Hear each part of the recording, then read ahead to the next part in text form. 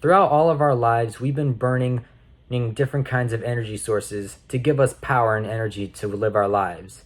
This stems from natural gases, coals, fossil fuels, and, and many other sources that have given us power and energy to whether power our houses, power our electronics, video games, refrigerators, and many other things that keep the world moving the way it does. However, shamefully, I admit that I was part of this group that remained ignorant to the fact that these energy sources are not unlimited. And we're starting to reach that point to where we might run out of these resources. Today, we're going to dive into the energy crisis that our planet could potentially go under if things keep going the way they are now, and we don't have a true solution to the problem. According to the research of the MET group, it has been predicted that we'll run out of these fossil fuels during this century. It's been predicted that oils and natural gases will all be used up around the next 50 years, whereas coal will probably last another 114 years. What I wish to discuss with you all is our current predicament over our fleeting energy sources, the actions that we can make, and that I wish to encourage you all to do so we can hopefully steer this in the right direction before things get too bad for us. And make aware to all of you of the potential problems that could rise if we don't get things under control before it's too late. Right now, here in the present, we have the potential to transfer ourselves from using non-renewable sources to renewable sources and possibly prevent an energy crisis which could cause catastrophes worldwide. But first, let's hop into our current predicament. Right now, things are not as seriously dangerous as I've stated previously. We still have a lot of these resources left at our disposal, and to this day, we still continue to consume them for energy. This being mostly the three types, being fossil fuels, oils, and coal. There are other sources that we have been using, however, such as natural gases and nuclear energy that come from power plants that are scattered across the world. Whereas all of these sources are very reliable, admittedly so, unfortunately they are not unlimited, and that strikes the main issue. Because eventually we will run out of these sources, and this will pretty much cut us off from 80%, if not at least 90% of the energy that we use on a daily basis. Any solutions? There are already a few solutions in the works of how we can transfer from using non-renewable sources to renewable sources, such as solar energy, power from the sun, using power generated by wind turbines from the blowing winds.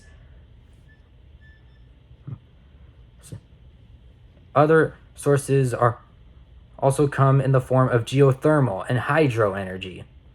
While all of these sources are indeed reusable and renewable, unfortunately we still don't have an exact method of gathering it and keeping it in a steady process like we do with non-renewable sources. Our goal is to make these sources become second nature to us, just like how we use renewable sources. We hope that we can use these sources as a substitute and maybe as a new primary instead of fossil fuels, coals, and natural gases. Whereas these sources do not release greenhouse gases that could damage the environment, as well as continue to refuel themselves so we won't have to ever worry about running out. Of course, we're always going to be using non-renewable sources. That much can't be avoided. But at the very least, we can slow down the consumption of these sources. They'll last a lot longer, and we won't have to worry about energy crisis in the near future. For so many years, we've become too reliant on non-renewable sources and how useful they've been to us, and only now we're starting to see the problem of doing so. However, I hope that it's still not too late for us to make a change. I urge you all to at least try to use solar energy on your houses, for I've seen a lot of people in my neighborhood and even a few of my friends trying it. One more household using solar energy or any kind of renewable energy source believe that to be a step closer to us making the complete transfer to renewable energy sources, or at the very least, for us not to become too reliant on non-renewable sources. Of course, this means we won't be giving up renewable energy sources. They'll always be available to us. But as I said previously, at the very least, we can try to regulate and moderate how we use these sources. So not only will we run out of them too quickly, whereas we won't, but at the same time, we'll also be lessening the damage that we're doing to the planet's environment, such as the greenhouse gases, global warming, and whatnot. And finally, the potential dangers of an energy crisis. So far, we're on the right track. We have multiple places around the world that they're studying how to regulate these renewable sources so we can use them as a primary rather than a secondary. However, if we continue to rely on too much fossil fuels, coals, oils, too many of the non-renewable sources, there will be massive repercussions, if not for us, then for the people around 2060, at the very least. According to the studies of the Octopus Energy facilities, it is generally estimated that we will completely run out of fossil fuels and oils coming the year of 2060.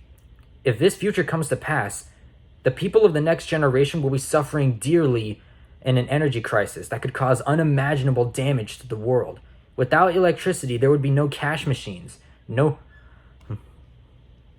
power for it to keep factories going, or no petrol pumps. And what's worse is that medical facilities will also be affected by having no power, whereas ventilator systems and even medical machines will lose power, and this will prevent us from keeping any patients that are in critical condition from getting better, which could cause major catastrophes worldwide in terms of the medical facilities. So as I stated before, of course non-renewable energy sources have been so useful to us, and we become very reliant over it for as long as we remember. But that doesn't excuse the carelessness that we've been showing of not trying to make a better way to use this energy.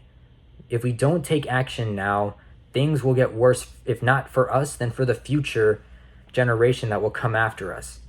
I urge you all to please at least try to make a change and help support the cause to transfer our ways to the renewable energy sources. So at the very least, we won't cause the future generations to suffer for our carelessness.